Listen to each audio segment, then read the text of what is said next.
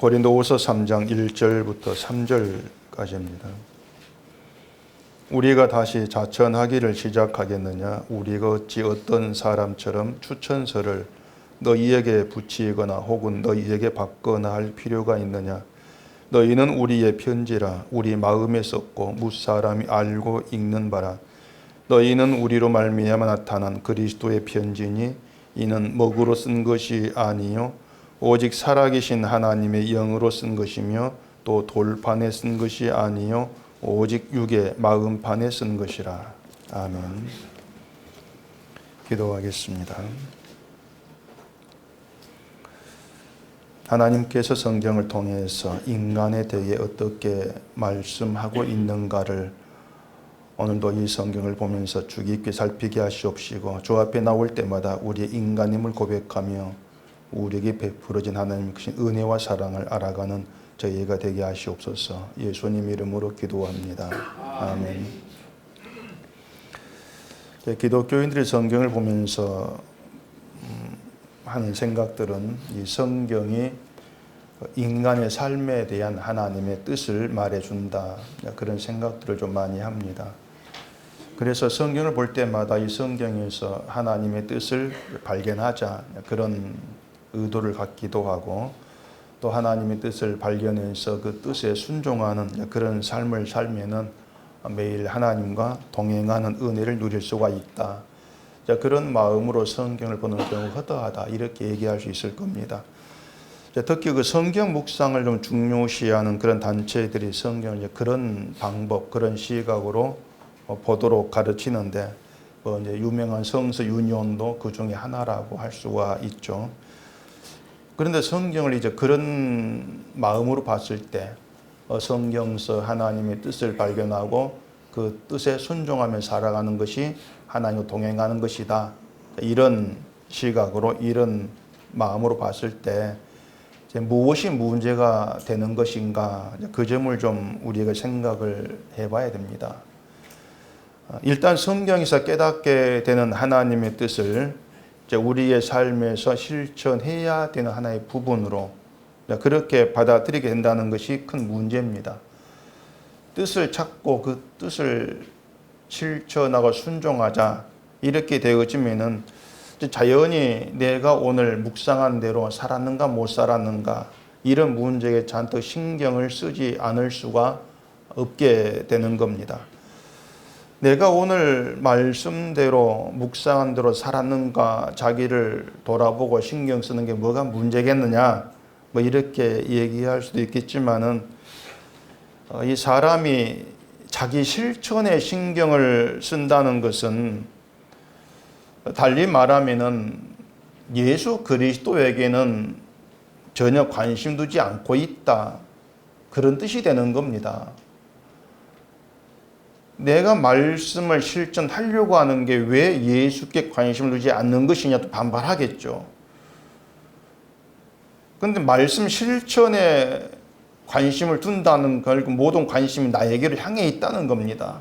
내가 말씀을 실천하는가 안 하는가, 나에게 관심이 가 있는 것이지 예수께 관심이 가 있는 것은 아닌 겁니다. 그래서 문제라는 겁니다.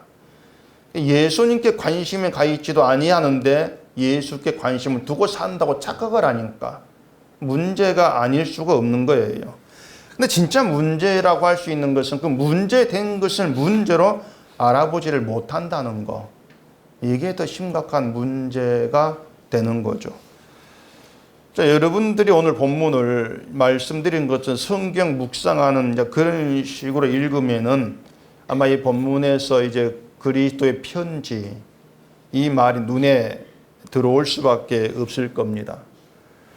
편지는 누군가에게 뭔가를 전하기 위해서 이제 쓰는 거죠. 그래서 그리스도의 편지, 이렇게 얘기하면은 이제 그리스도를 전하는 편지, 이렇게 이해하게 되어 있습니다. 그러면서 내가 오늘 누구에게 예수를 전하는 편지가 되는 그런 삶을 살까, 그렇게 생각을 하죠. 그리고 대상을 정하는 겁니다. 정하고 그 사람을 내가 만나서 예수를 전하고, 그렇게 해서 내가 오늘 그리스도의 편지의 삶을 살았다, 그렇게 스스로를 인정을 하는 거죠. 그러면서 이제 하나님 말씀을 실천하는 하루를 살았다고 하는 그것 때문에 보람을 느끼게 되는 것이고, 또 스스로에게 뭔가 뿌듯한 그런 마음을 가지기도 하는 겁니다. 제가 2주 전에 그 앞에 나오는 그리스도의 향기에 대해서 말씀을 드렸는데, 이 향기라고 한 말도 편지라는 말과 같은 의미로 이해를 하게 되는 거죠. 그래서 그리스도를 전한 편지의 삶을 살아야 한다는 것처럼 이제 그리스도 냄새를 풍기는 향기가 돼야 된다. 그렇게 얘기하는 게 거의 대부분이라고 할 수가 있는 겁니다.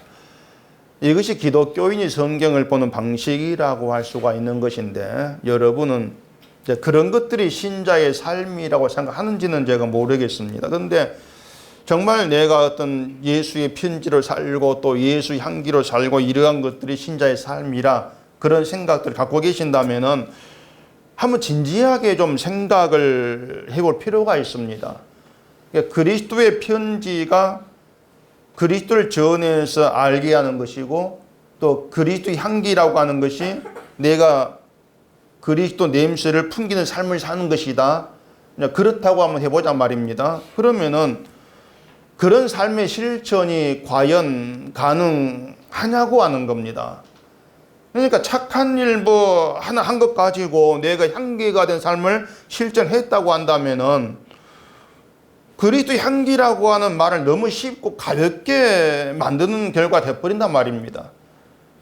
내가 예수 향기라고 하는 것은 착한 일 몇 가지 뭐 한두 개 한 걸 가지고 그렇게 연결해 버리면은 예수 향기라고 하는 것은 가치 그 수준이 너무 천박하게 만드는 그런 결과가 된다는 얘기죠. 그리스도의 편지라고 하는 것도 내가 누군가에게 당신 예수를 믿으라고 하면서 예수에 대해 잠깐 몇 마디 말해준 걸 가지고 내가 편지의 삶을 실천했어, 이렇게 말할 수 있는 문제는 아닌 겁니다. 근데 사람들이 뭐 향기든 편지든지 간에 자신들이 얼마든지 이것을 실천할 수 있는 실천 가능한 행위 속에 집어넣고 해석을 해버리는 것이죠. 이렇게 하는 것이 편지를 사는 것이고 향기를 사는 것이야. 다들 그렇게 묶어 해석을 해버리는 겁니다. 대개 기독교인들은 그렇게 하는 것을 이제 하나님의 뜻을 실천하는 삶을 사는 것이라고 여기는 거죠. 근데 저는 분명히 아니라고 말한 입장입니다. 전혀 아닙니다. 이건 아닌 정도가 아니고 정말 그건 문제가 아주 많다고 할 수밖에 없는 잘못된 생각이에요. 그걸 오늘 본문을 보면서 좀 알아갈 수 있어야 하는 겁니다. 기독교인들은요, 강박증 있는 것 같아요. 내가 하나님 보시기에 옳은 삶을 살아야 한다고 하는 그런 강박증을 갖고 있는 것 같아요. 그런데 이것은 인간이 과연 옳은 삶을 살 수가 있느냐고 하는 그런 질문 하나만 딱 던져봐도 알 수 있는 문제입니다. 인간은 옳은 삶을 살 가능성이 없습니다. 물론 세상의 시각과 기준에서는 옳은 삶을 사는 게 얼마든지 가능한 문제입니다. 왜냐하면 세상 기준과 시각은 윤리고 법이니까, 도덕이니까 거기에 맞춰 살면 옳게 사는 거예요. 그럼 가능한 문제가 되는 것이죠. 근데 성경 옳다고 하는 걸 그렇게 보지를 않습니다. 고린도전서 11장을 보십시다. 고린도전서 11장 18절. 먼저 너희가 교회에 모일 때에 너희 중에 분쟁이 있다함을 듣고 어느 정도 믿거니와 너희 중에 파당이 있어야 너희 중에 옳다 인정함을 받은 자들이 나타나게 되리라. 이게 좀 이상한 말이에요. 파당이 있어야 너희 중에서 옳다 인정함을 받는 자가 나타나게 된다고 하지 않습니까? 그러니까 교회 내에 파당을 일으키는 그런 사람들이 있을 때 파당을 일으키지 않는 사람들이 옳다고 인정받는 그런 뜻의 말은 아닌 겁니다. 파당을 일으키는 건 잘못된 것이고 파당을 일으키지 않는 건 옳은 것이다. 이건 사람들이 이제 표면적으로 행동만을 보고 판단하게 되는 거예요. 행동만 보고. 그러니까 이것은 사람의 본심을 생각하지 않는 판단이란 말입니다. 자, 여러분, 이 교회에 파당이 있고 없고를 어떻게 판단할 수 있습니까? 파당이 있다 없다 하는 것을. 제가 이 본문 설교하면서 말씀을 드렸었는데 은속교회에 파당이 있습니까 없습니까? 녹을 주고 드러난 파당은 안 보여요 지금은. 뭐 목사편 장로편 그렇게 갈라져가 치고받고 싸우는 거 없지 않습니까? 그러니까 파당은 없다고 생각된단 말입니다. 근데 제가 장담을 하건대 파당이 있습니다. 즉 은속계 파당이 있어요. 그러니까 편이 갈라져 가지고 싸울 사건이 없어서 잠잠할 뿐이지, 그 파당에 감춰져 있을 뿐인 거예요. 사건이 없으니까. 근데 이 중에도 난 목사가 마음에 든다는 사람이 있을 것이고 난 마음에 안 들어 있을 거란 얘기입니다. 그러니까 하나님께서도 적당한 기회만 딱 조성해 주시면은, 싸울 수 있는 기회만 주시면은 여러분 주저없이 목사파, 목사 찬성파, 반대파 갈라집니다. 홍해 갈라지는 것을 싹 갈라져가지고 자기를 드러내고 분명히 싸우게 될 거라는 걸 제가 얼마든지 장담할 수가 있습니다. 분명한 사실이니까. 제가 이렇게 말씀을 드릴 수가 있는 건 인간 누구도 옳은 사람이 아니라는 제가 알기 때문에 그래요. 그러니까 여러분들이 어떤 사건에서도 파당을 일으키지 않을 그런 착한 사람이 아니란 뜻이에요. 착하지가 않습니다. 다 나쁜 사람들이지.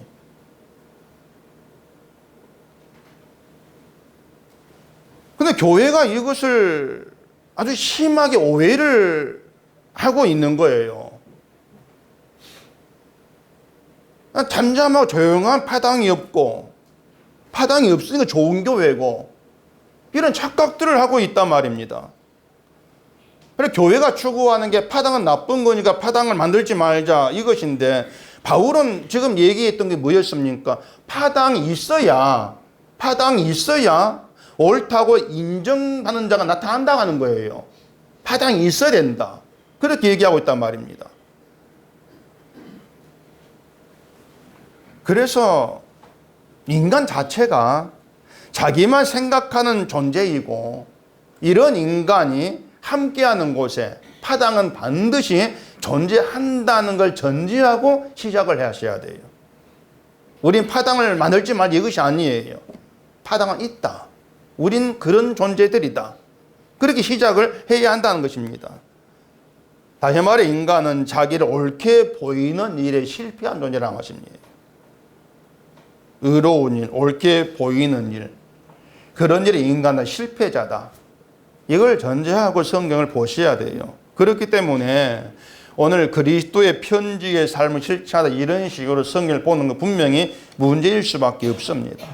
인간은 실패자, 이 부분에 대해서 도무지 감각이 없는 거죠. 그래서 본문도 옳지 않은 인간이 옳은 삶을 산다는 것은 가능하지 않는 거. 옳은 삶을 살고자 결국 실패할 수밖에 없는 실패자. 그런 시각에서 이 본문을 보셔야 돼요. 그렇지 않으면 이 본문요, 여러분이 아무리 읽어도 무슨 말인지 도무지 이해를 못하게 됩니다. 2절을 보십시다. 너희는 우리의 편지라 우리 마음에 썼고 무사람이 알고 읽는 바라. 자, 이렇게 얘기하고 있는데, 자, 바울이 고린도 교회를 가리켜서 너희는 우리의 편지야 이런 말을 하고 있단 말이에요. 우리의 편지다. 이것도 좀 이상하다는 생각이 들지 않습니까? 뒤에 3절에서 바울은 그리스도의 편지란 말을 하고 있단 말입니다. 근데 앞에서는 또 우리의 편지, 사도 나의 편지다 너희는, 이런 말 한 이유가 뭐냐고 하는 거예요. 자, 말씀드렸던 것처럼 그리스도의 편지를 교회가 그리스도를 전하고 알리는 역할을 하는 것으로, 자, 그렇게 생각을 해보자 말입니다. 그러면 우리의 편지, 사도의 편지란 말은 어떤 의미가 되겠습니까? 사도를 알리고 나타내고 전하는 편지, 이런 뜻이 되어버리는 거예요. 그렇게 되면 교회는 그리스도만이 아니라 사도도 전하고 알리는 일을 해야 된다. 그런 해석도 가능하지 않겠습니까? 근데 그건 분명히 사도가 전도의 대상이 되는 것이기 때문에 분명히 잘못된 말이지 않습니까? 근데 그렇게 해석되지 않으면은 우리의 편지라고 하는 말 해석하기 난감이단 말입니다. 어떻게 해석할 도리가 없는 거예요. 근데 의외로 이게 간단하게 풀리는 문제입니다. 1절 또 보십시다. 우리가 다시 자천하기를 시작하겠느냐? 우리가 어찌 어떤 사람처럼 추천서를 너희에게 붙이거나 혹은 너희에게 받거나 할 필요가 있느냐? 자, 거기에 자천이라는 말과 추천서란 말이 나오죠. 자천이라고 하는 건 스스로 자기를 추천한다 그 뜻인데, 자기가 자기를 추천하려면은 나에 대해서 칭찬을 해야 돼요. 난 이런 사람입니다. 자화자찬을 해야 되죠. 예전부터 뭐 자기 PR 시대 이런 말을 하고 있는데, 자, 취직을 위해서 면접을 봅니다. 면접 볼 때 자기를 소개하라 이렇게 얘기했을 때는 자기를 칭찬을 해야 되죠, 내가. 아, 이 회사에 나 같은 인재가 필요합니다. 난 이러한 실력자와 이런 일을 할 수 있습니다. 그렇게 자기를 추천하는 것이 면접이에요. 그런데 내가 이런 사람이란 자화찬이 그런 면접 그런 데 분명히 있어야 한단 말입니다. 근데 면접 가가지고 전 실패자고요. 좀 불의한 죄인이고요. 난 무능력한 인간이고요. 이렇게 면접 볼 수도 없지 않습니까? 근데 바울이 우리가 다시 자천하기를 시작하겠느냐 이렇게 얘기하고 있는 걸 보면은 이 바울도 자천의 말을 했다고 하는 뜻이란 말입니다. 자기를 칭찬하는 그런 말을 바울이 했단 말이에요. 바울이 한 말 중에 이런 말이 있습니다. 그 앞에 고린도전서 4장을 보십시다. 고린도전서 4장 15절입니다. 그리스도 안에서 일만 스승이 있으되 아버지는 많지 아니하니 그리스도 예수 안에서 내가 복음으로서 너희를 나갔습니다. 그러므로 내가 너희에게 권하노니 너희는 나를 본받는 자가 되라. 자, 여기에서 내가 복음으로서 너희를 나갔다. 나를 본받는 자가 되라. 이런 말은 사실 우리가 쉽게 할 수가 없는 말들입니다. 우리는 그런 말을 쉽게 못해요. 비록 바울이 예수 안에서 이런 말 하고 있긴 하지만 그렇다 해도 내가 복음으로 너희를 나갔어. 그러면 내가 너희 아버지야. 그것도 같지 않습니까? 또 나를 본받아라. 이렇게 얘기하고 있는 것들. 이런 것들이 뭐냐면 바울이 복음을 전해서 바울 때문에 교회가 세워졌고 너희가 예수를 믿게 되어서 이렇게 오해할 수 있는 그런 내용의 말이 된단 말입니다. 물론 우리 마음은 이 바울 팬입니다. 우리는 바울 팬이기 때문에 바울이 이건 자기를 높이려고 한 말이 아니야. 자기 자랑 말이 아니야. 이렇게 바울을 믿어준다 하겠지만은 당시 고린도 교회에는 바울의 적대자가 있었어요. 적들이. 바울에게 시비 걸고 하는 그런 사람이 있었단 말입니다. 그러니까 그런 사람들에게 바울의 말은 저건 너무 자기를 높이고 자화자찬하는 그런 말로 들을 수밖에 없어. 그런 좋은 시비거리가 돼요. 저 바울 봐라. 지가 저렇게 얘기하네. 자기를 높이네. 분명히 시비거리 될 수 있는 말이 된다는 얘기입니다. 나를 본받는 자가 되라고 하는 말은 뒤에 11장에 또 하고 있어요. 2번이나 반복을 하고 있단 말이죠. 그러니까 그런 말을 들으면 지가 뭔데 자기를 본받으라고 하나 이런 생각이 있을 수가 있죠. 저 사람 예전에 예수님 죽이고 말이지 핍박 그런 주제에 지를 본받으라는 말 할 자격이 있어? 이렇게 바울의 과거까지 들먹이면서 비난할 수 있는 그런 말이 된단 말입니다. 이게 바울이 자기 업적을 지나치게 선전한다. 이런 왜곡된 평가를 받을 수도 있고. 그래 자천했다는 것이 좋은 어떤 그 모습으로 비치지는 않는 거예요. 또 뒤에 추천서에 대한 말을 하는 것은 그 당시에는 그 추천서를 가지고 고린도에 와서 사도 노릇했던 그런 사람이 있었다는 것으로 연결해 가지고 생각해 볼 수가 있습니다. 본래 추천서라고 하는 것은 유명하고 권위 있는 그런 사람이 써주는 것이겠죠. 이 사람이 이렇게 해서 믿을만 합니다. 이걸 추천서죠. 칭찬의 말을 들어가겠죠. 제가 누군가를 이제 목사로 추천하게 했을 때에 그 사람이 뭔가 잘못한 말은 안 합니다. 이 사람 이런 부분에서 아주 목사다운 것이고 복음만 전하는 그런 분입니다. 이렇게 추천을 이제 하지 않겠습니까? 제가 누군가를 추천할 일은 아마 없을 거예요. 제가 사람 잘 몰라서 잘 안 믿어가지고 추천 잘 안 합니다. 어쨌든 권위 있는 이 사람에게 추천서를 받아가지고 왔다면은 교회는 그걸 보고 그 사람을 사도로 신뢰를 할 거란 얘기죠. 근데 바울에게는 추천서가 없는 거예요. 물론 바울이 추천서를 필요로 하지도 않았겠지만은 추천서를 원한다고 해도 바울에게 써줄 사람이 아마 없었을 것입니다. 당연히 바울의 과거 문제 때문에 그렇죠. 그것 때문에 바울이 사도로 복음을 전하는 것도 예수님의 제자들도 믿지를 못했는데 그럼 바울에게 누가 추천서 써주겠냐고 하는 거예요. 근데 추천서를 가지고 온 사람들이 추천서가 없는 바울을 비난을 한 겁니다. 그 앞에 2장 17절에 그런 말이 있습니다. 고린도후서 2장 17절에 우리는 수많은 사람들처럼 하나님의 말씀을 혼잡하게 하지 아니하고 곧 순전함으로 하나님께 받은 것 같이 하나님 앞에서와 그리스도 안에서 말하노라 이렇게 얘기하는데 하나님 말씀을 혼잡하게 하는 수많은 사람이 있었다고 하죠. 아마 이 사람들은 아마 자신들을 추천사가 있다 이런 명분을 가지고 바울을 비난했던 거짓 사도들 그런 사람 지칭하는 것이 아닌가 그렇게 생각할 수가 있습니다. 어쨌든 바울은 자신이 권위 있는 사람에게서 추천서를 받거나 교회로부터도 받아야 될 필요가 없다는 그 말을 하고 있는 거예요. 난 추천서 필요 없어. 근데 이것이 추천서가 없이도 복음을 전하는 일에 지장이 없다. 이런 뜻으로 이해할 수도 있는데 단순히 그렇게만 해석할 수도 없는 문제입니다. 왜냐하면 너희는 우리에게 편지란 그 말 때문에 그런 거예요. 고린도 교회를 자기의 편지라고 말한 그것 때문에 왜 1절서 추천서 이런 문제를 얘기했을까? 그 생각을 해볼 필요가 있다는 것입니다. 자, 인간은 실패자라고 말씀을 드렸습니다.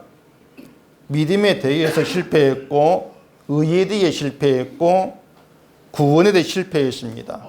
다 실패자면 우리는 모든 실패했습니다. 그리고 고린도 교회에 있었던 문제들 하나하나가 역시 그들이 실패자인 것을 다 보여주는 증거물들이에요. 뭐 파당이 있던 음행 문제든 우상점을 쌓아있던 것 어쨌든 간에 모든 것들이 그들은 다 실패자다.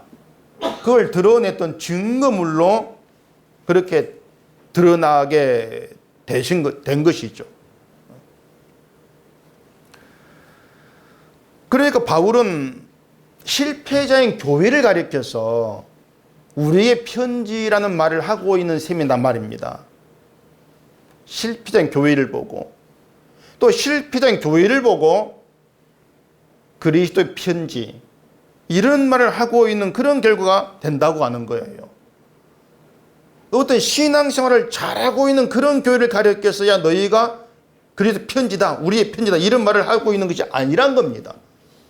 누가 봐도 신앙이 실패한 자들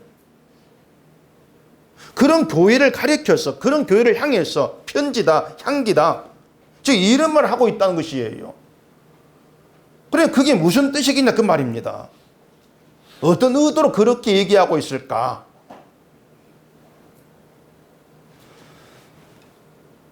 자, 말씀드린 것처럼 고린도 교회를 우리의 편지라고 하는 것은 고린도 교회가 사도 바울의 택에서 전하고 알게 하는 편지라고 하는 그런 의미가 되는 것인데 자, 교회가 실패자라고 그랬습니다.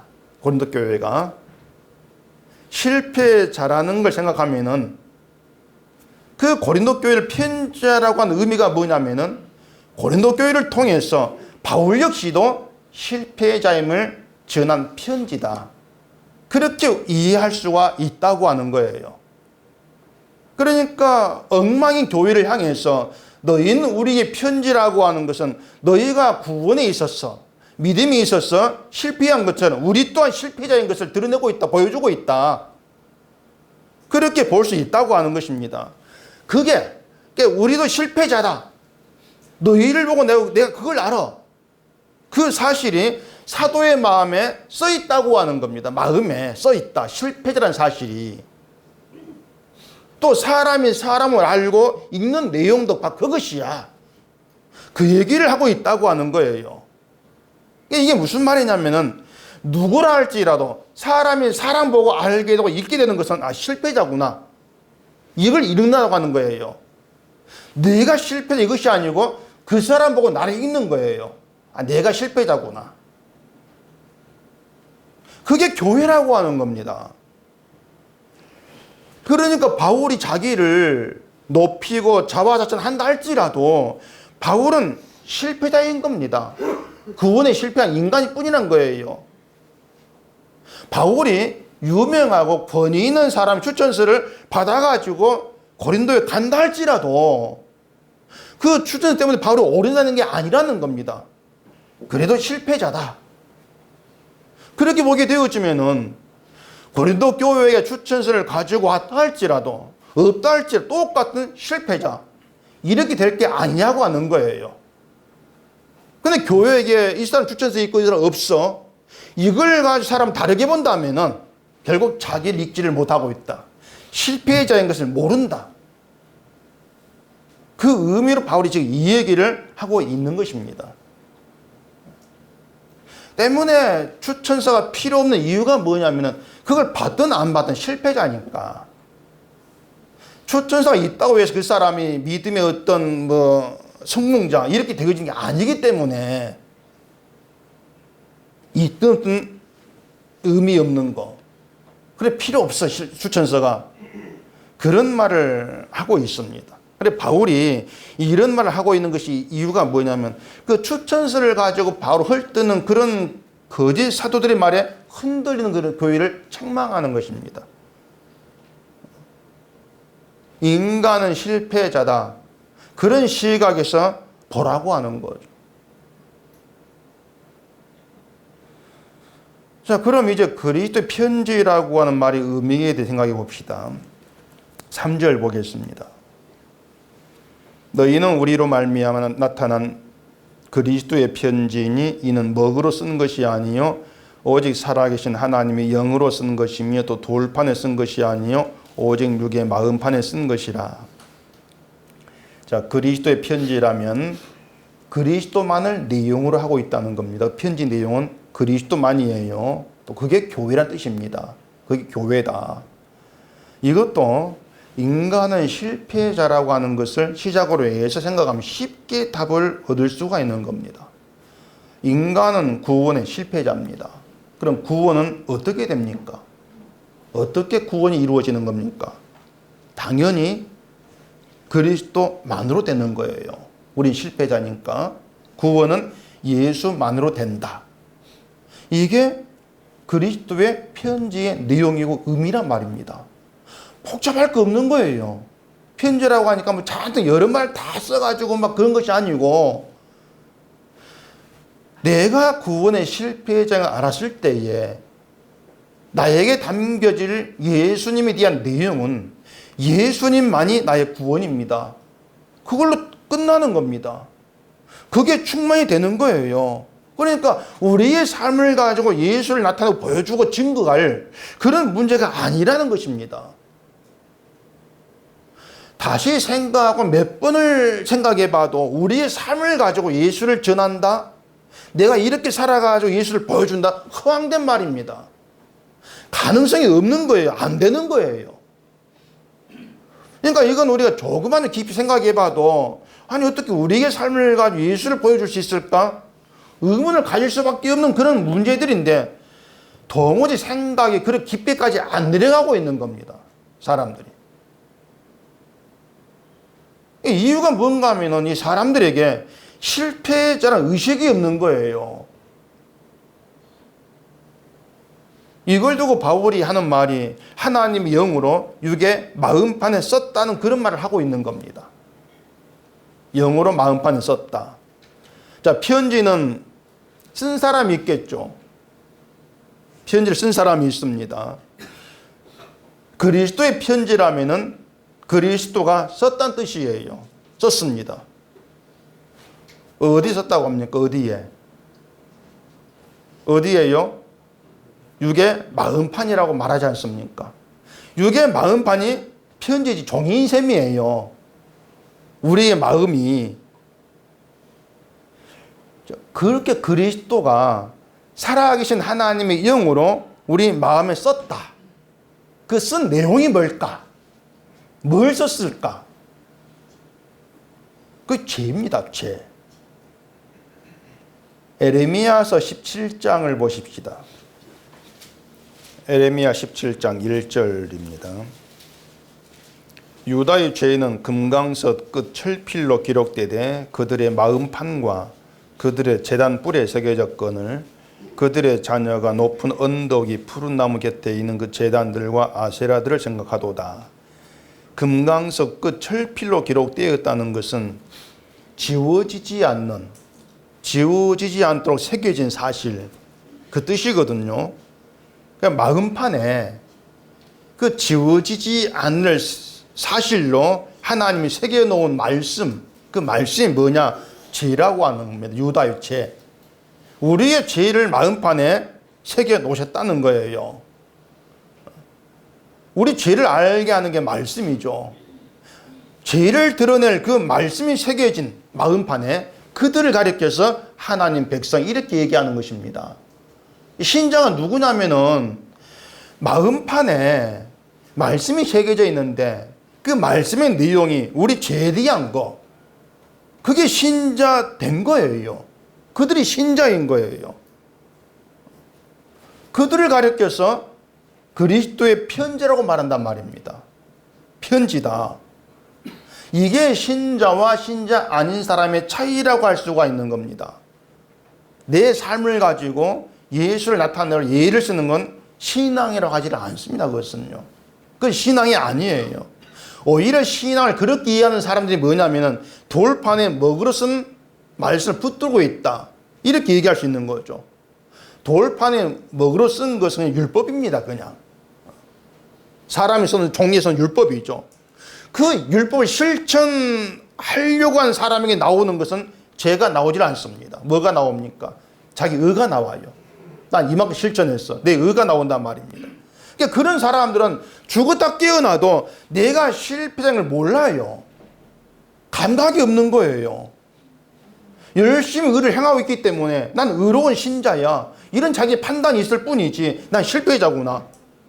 그렇게 자기를 보지를 못한다는 얘기입니다.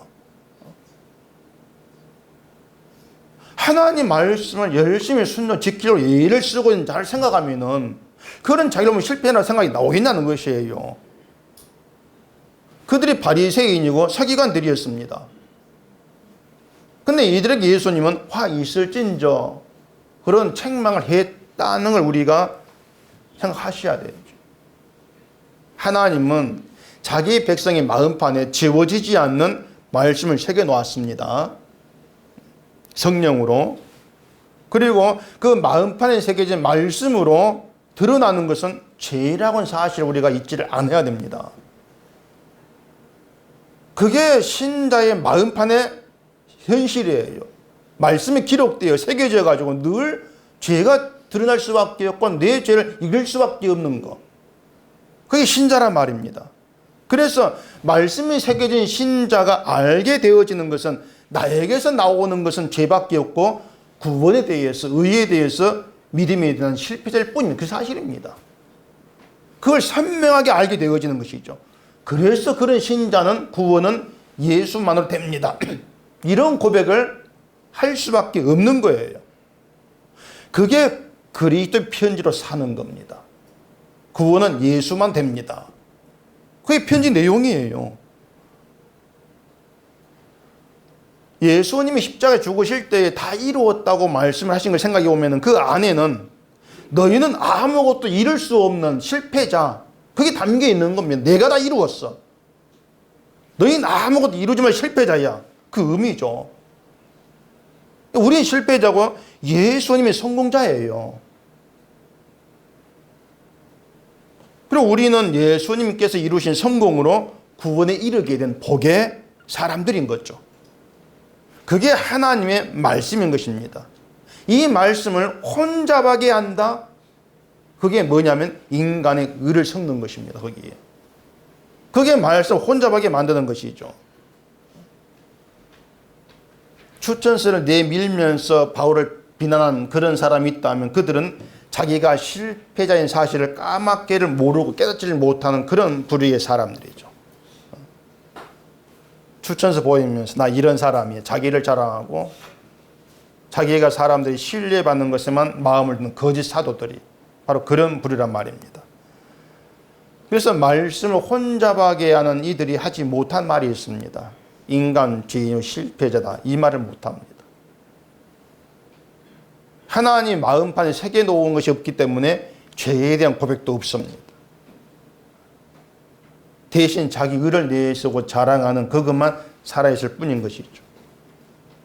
그렇게 내 의를 자꾸 내보이고 싶어 하는 것이 본래 우리 마음에서 나오는 욕망이라는 것. 그걸 우리가 자각해야 되고 눈치를 채셔야 돼요. 그걸 보면서 그래서 우리는 실패자일 수밖에 없구나. 그게 늘 우리 속에 살아 있어야 되는 거죠. 그게 신자 되는 거예요. 그런 실패자라는 말들이 거짓 사도에게서 나올 수가 없다. 그걸 생각해 보면은 이 교회의 교회됨이 아닌 거, 그게 무엇인가를 우리가 알 수가 있을 거예요. 교회가 말씀에서 벗어난 거 이게 뭘까? 그런 답도 우리가 능히 찾을 수가 있는 것이죠.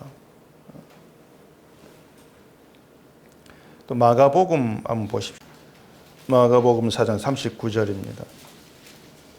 예수께서 깨어 바람을 꾸짖으시며 바다더러 이르시되 잠잠하라 고요하라 하시니 바람이 그치고 아주 잔잔하여지더라. 이에 제자들에게 이르시되 어찌하여 이렇게 무서워하느냐 너희가 어찌 믿음이 없느냐 하시니 무슨 내용인지 아시죠? 배를 타고 가다가 이제 풍랑을 만났는데 제자들이 무서워한 겁니다. 그들에게 예수님이 너희가 어찌 믿음이 없느냐 그렇게 책망을 하신 거예요. 제자들이 예수님에게 믿음이 없다 이런 말을 들었으니까 제자들 믿음에 실패한 것이죠. 실패한 사람들이죠.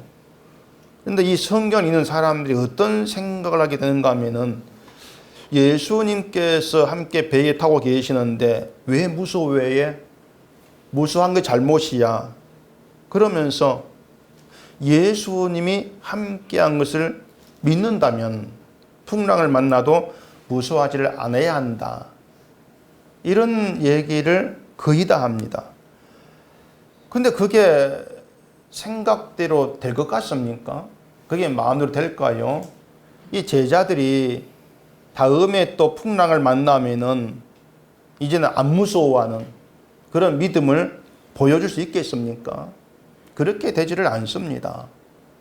여전히 믿음 없는 모습을 드러낼 뿐인 거예요. 여전히.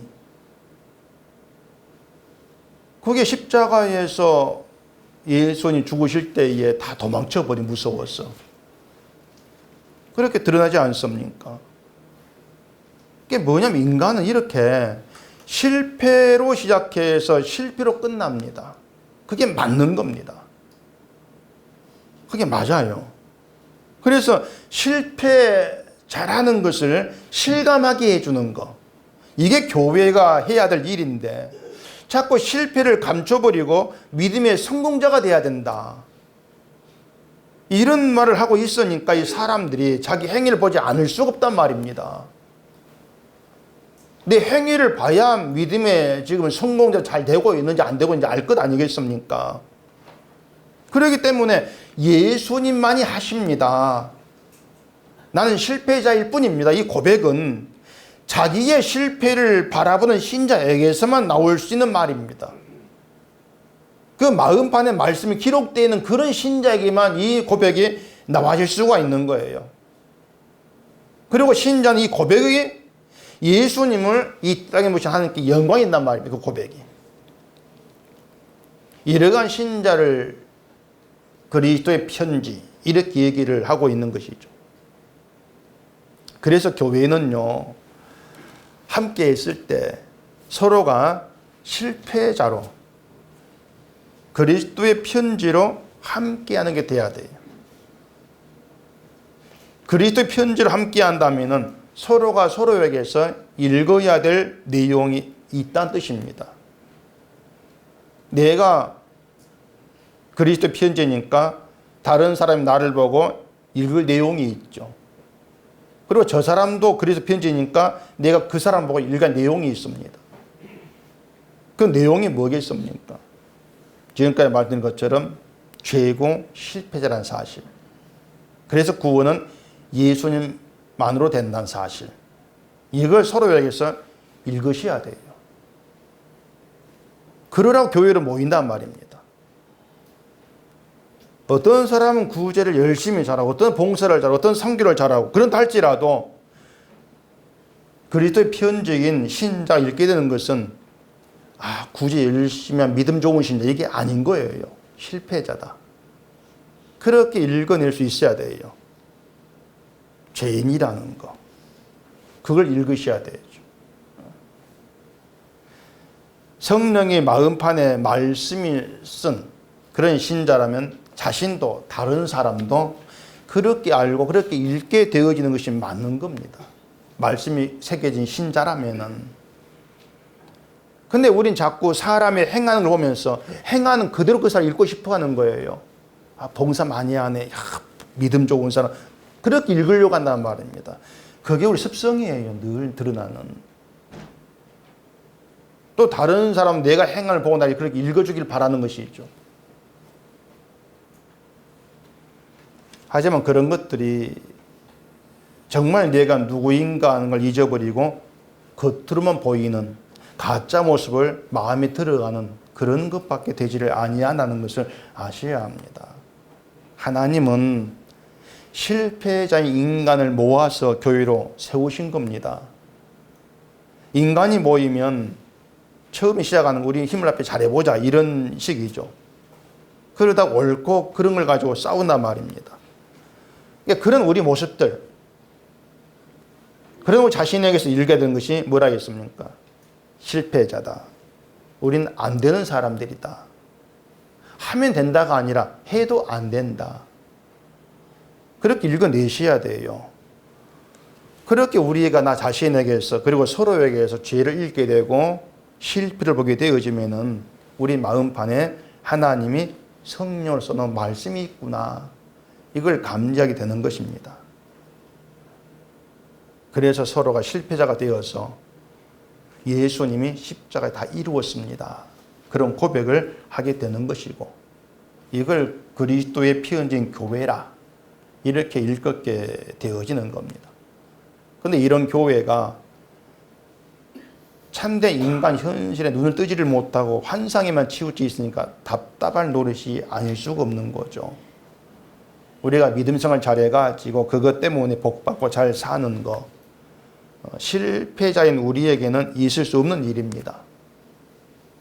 그런데 자꾸 잘하면 된다 이런 것들은 늘 자기에게만 초점을 두고 있는 예수는 관심밖에 문제가 돼버린 그런 것밖에 안 되는 거죠. 신앙도 아니고요. 그것은 분명히 신자됨도 아니라는 것을 염두에 두셔야 됩니다.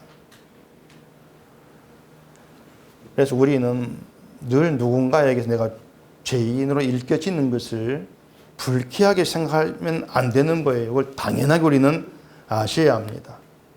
그러면서 십자가에서 다 이루신 주만 생각하게 되고 주가 다 하셨다. 이것으로 자유함을 알게 되고 그 자유를 누리게 되어지는 것. 그걸 교회라고 일컫고 있는 겁니다. 그러니까 여러분 서로에게서 다시 말하자면 다른 거 읽을 필요 없습니다. 죄인이라는 거, 실패자라는 거, 이 사실 하나만 읽으시고 그런 우리가 예수의 피의 은혜로 구원받았다. 그것으로 감사하기 바랍니다. 그러면 교회된 것이고 그게 그리스도 편지로 사는 것이에요. 기도하겠습니다.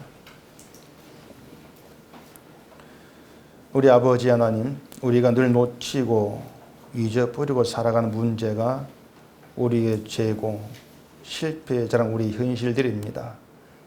이걸 깨닫게 하기 위해서 우리 마음판에 성령으로 말씀으로 저희들 기록했다는 것을 알게 하시고 늘 우리가 살아가면서 드러나는 죄를 보면서 주님만이 다 이루셨다는 그 고백만 나와지는 저희가 되게 해주시옵소서. 예수님 이름으로 기도합니다. 아멘.